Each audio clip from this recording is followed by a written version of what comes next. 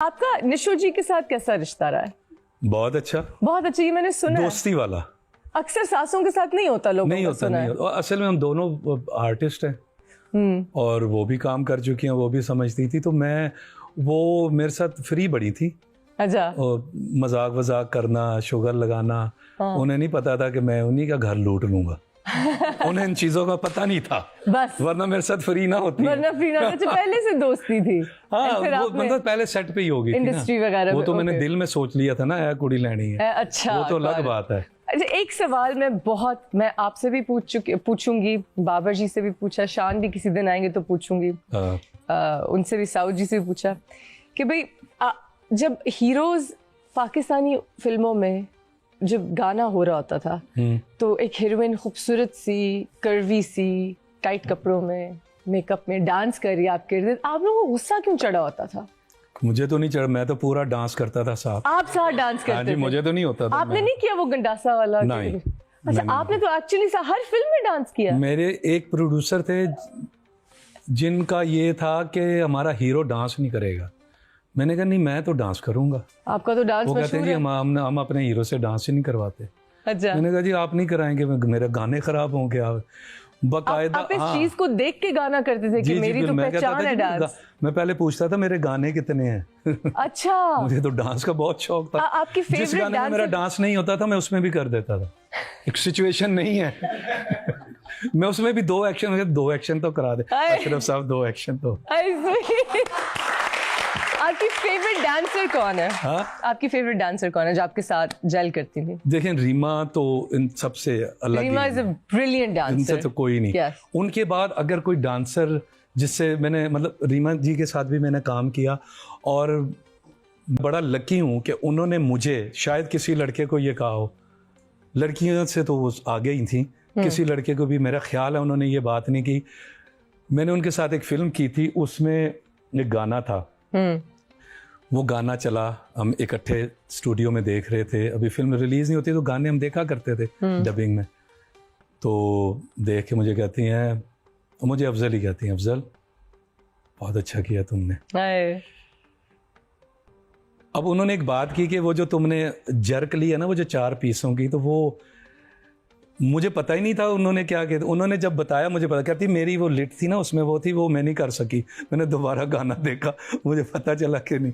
तो उन्होंने मेरी बड़ी तारीफ की। अच्छा? कि तुमने वो बीट नहीं छोड़ी। बीट नहीं छोड़ी। हाँ। ओके, माशाल्लाह। तो वो कह रही थी कि मेरी पता नहीं क्या प्रॉब्लम थी, वो मोती लग रहे थे आंख में या क्या, तो वो मैं नहीं कर सकी, तुमने वो बीट नहीं छोड़ी, तो वेरी गुड। और जब उनकी शादी हो गई तो काम वाम छोड़ गई, तो मुझे कहती थी तुम्हारे साथ डांस करते हुए ना मुझे सोचना पड़ता था। है? पहले नहीं बताया। अरे वाह, माशाल्लाह। मुझे पता होता था, वरना वो कहती थी मैंने किसी के बारे में कभी नहीं सोचा कि मेरे आज सेट पे डांस किसके साथ है।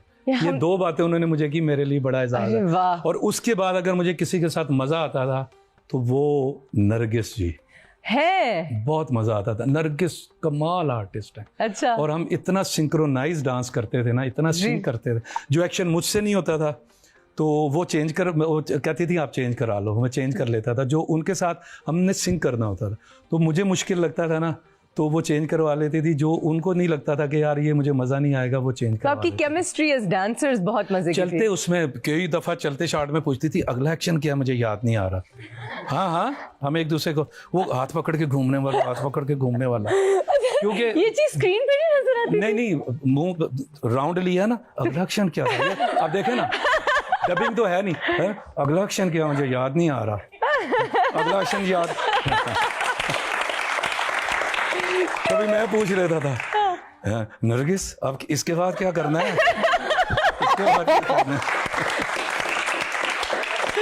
असल में हम इसलिए करते थे, अगर हमें रिटेक का मार्जिन नहीं मिलता था तो उस वक्त फिल्म का फीता आता था, वो मेरा ख्याल है सबसे छोटा डब्बा जो था वो 10,000 का था, और उस वक्त सोना जो था वो 12,000 का 2 तोले आ जाता था। अरे जी, तो रीटेक नहीं होते थे? हम रीटेक की हमें इजाजत नहीं होती, 1 से 2। तो अगर हमने तीसरी रिटेक दे दी तो पूरे स्टूडियो ने बगैर ओ भाई रैम्बो जेड़ा है वो फीता खा रहा है, जे ध्यान करना, उसको कहते थे फीता खा रहा है, यानी कि मटेरियल जाया कर रहा है, रिटेक्स दे रहा है। तो अगले प्रोड्यूसर ना सोच में पड़ जाते थे यार इसको साइन करें कि ना करें, ये प्रॉब्लम आप थी लोगों को तो बड़ी मेहनत करनी पड़ती थी। बेटा आप लोग तो बड़े खुशनसीब हैं, इतना सा कार्ड है 10 दफा डाल दो, 10 दफा निकाल दो। हाँ। और फिर मुझे साउथ जी अभी वो जो रिटेक हो गई है ना, उन नेगेटिव को तो रोशनी लग गई, हवा लग गई, वो तो फाड़ के उन्होंने फेंक देना है। ओह गॉड, वो तो गया। This is how it. अच्छा, डबिंग भी जब आप लोग करते थे तो मुझे साउथ जी ने बताया कि हर बार आपको स्क्रिप्ट नहीं मिलता था, आपको अपने मुंह पढ़ के डबिंग करनी होती थी। तो मुझे कह रहे थे कि आप लोग पक्के हैं लिप सिंक पकड़ने में। उनके तो फिक्स डायलॉग होते थे ना। उनका कभी ये होता था कि डबिंग पॉज अपनी मर्जी से ले, जैसे मैंने कहना है कि तुम वहां जाके क्या करोगे। हाँ। यार तुम क्या करोगे वहां जाके। हाँ। अपनी मर्जी से बोल दिया। अब लिखा हुआ है तो उस वक्त कहते थे यार सिंक क्यों नहीं हो रहा, फिर कहते थे अच्छा मैंने उल्टा बोला है। ये तो सीधे डायलॉग हो गए। मेरे लिए ये था कि एक सफा लिखा हुआ है, एक सफा मैंने एक्सटेम्पोर बोल दिया। Yes, okay. अब उसकी ऑडियो गुम गई उनसे, अब ऑडियो नहीं। जी। और आपको खुद भी नहीं याद आपने क्या बोला? नहीं, फिर एक दफा देखा, दूसरी दफा देखा, फिर मैं खुद लिखता था कि मैंने यहाँ बोला होगा, ये बोला होगा, फिर मुझे याद आना शुरू हो जाता था, लेकिन उस पर टाइम बड़ा लगता था। यार लेकिन आपने सही मेहनत की है, जो आपने नाम कमाया है, सही वाली मेहनत की है। लेकिन फिर आप टेक्नीशियन वाली मेहनत भी मैं खुद करता था। माशाल्लाह। अब टेक्नीशियन कैसे कहेगा जी ये मैंने क्या बोला है, फिर मैं उस जुमले को सुन के कि उसने क्या बोला था सामने वाले का, तो वो उस हिसाब से फिर मैं वो कभी मैनेज कर लेते थे कि लिपसिंग में जो आ रहा है वो बोल दिया। अरे वाह, this is amazing, this is amazing. So क्योंकि आपने इतनी मेहनत की, उसके साथ चंद ही तो आप लोग थे जिन्होंने राज किया इंडस्ट्री पे बाकायदा। उसका तो जो फैन फॉलोइंग थी उस जमाने में वो भी बड़ी क्रेजी होगी। क्रेजी, घर के बाहर लोग खड़े होते थे। है बिल्कुल, हाँ जी, ये मैंने देखा है, मैंने सीनियर्स का सुना हुआ है। मैंने वहीद मुराद साहब का सुना हुआ कि उनकी गाड़ी को हमारे पड़ोस में बहुत अभी भी बहुत ज्यादा वो एक दिन लोग देते हैं।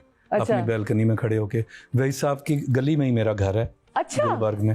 अच्छा। तो वो बैल्कनी उनकी बनी हुई है, उनका घर था, अब 3 पोर्शन हो गए हैं, 2 अलग बन गए, एक वो वैसा ही है। तो मुझे बताया था हमारे सीनियर्स ने, गुजरते हुए वो जो टेक्नीशियंस आते थे मुझे लेने, शूट पे जाते थे तो कहते थे यहाँ खड़े होते थे भाई साहब, तो वहाँ गली में बाजार लग जाता था, वो बेचने वाले छलियाँ, चने, चाट बेचने वाले खड़े हो जाते, तो वो थोड़ी देर के लिए आते थे। और जब वो शूट पे जाते थे तब तो पिछली फिरदौस मार्केट मेन पे अली साहब का घर, मोहम्मद अली साहब का, अली साहब तो एक ही थे ना। Of course. तो उनका सुना था मैंने, लेकिन मेरे घर के बाहर जब मैं सुबह जाता था, रात को आता था, तो अम्मी अब्बू कहते थे कि उस तरह नहीं कि 20, 25, 50 लोग आगे, फैमिलीज आती थी 2-2, 4-4 घंटे, और दूसरे शहरों से आते थे, 10-10, 15-15 लोग भी आते थे, के घर जा रहे। एक गाड़ी भर के आते थे, बड़ी वाली कोस्टर या वो, इतने लोग जरूर आते थे, कहीं से ढूंढते डांटते आके वो खड़े रहते। वो कहते थे कि वो सुबह आएगा, वो नहीं आएगा, कहते जी नहीं हम इंतज़ार करेंगे। तो वो कहते थे बेटा हमें खाना भी पड़ता है, हम उनको खाना भी खिलाते हैं। उनके बार बार पूछते भी हैं, गर्मी भी है, प्यास भी है, ये क्या ड्रामा है। मैंने माशाल्लाह माशाल्लाह, तो ये इतने अच्छे आपके पेरेंट्स हैं। और आपको मैं एक चीज़ बता दूं जो मुझे इंडस्ट्री में पता है, क्योंकि मेरी अम्मा भी आपको जानती हैं, आपके बारे में आपकी बहुत अच्छी रेपुटेशन है, आपकी भी और आपकी बेगम की, कि आप बहुत प्यारे लोग हैं, बहुत ख्याल रखने वाले, बहुत तमीज़ से मिलने वाले, सबको इज्जत देने वाले। मैं खुद कह सकती हूँ कि जब मैं आपसे पहली दफ़ा मिली और जिस तरह से आप लोग आए, आई वाज सो ऑनर्ड, मुझे यकीन नहीं आ रहा था कि मुझसे मिले। सो आपकी माशाल्लाह फिर ये परवरिश ही ऐसी, आपके पेरेंट्स इस तरह के शुरू से। मैं एक्टर बनने से पहले ही ऐसा था, मैं चेंज नहीं हो सका।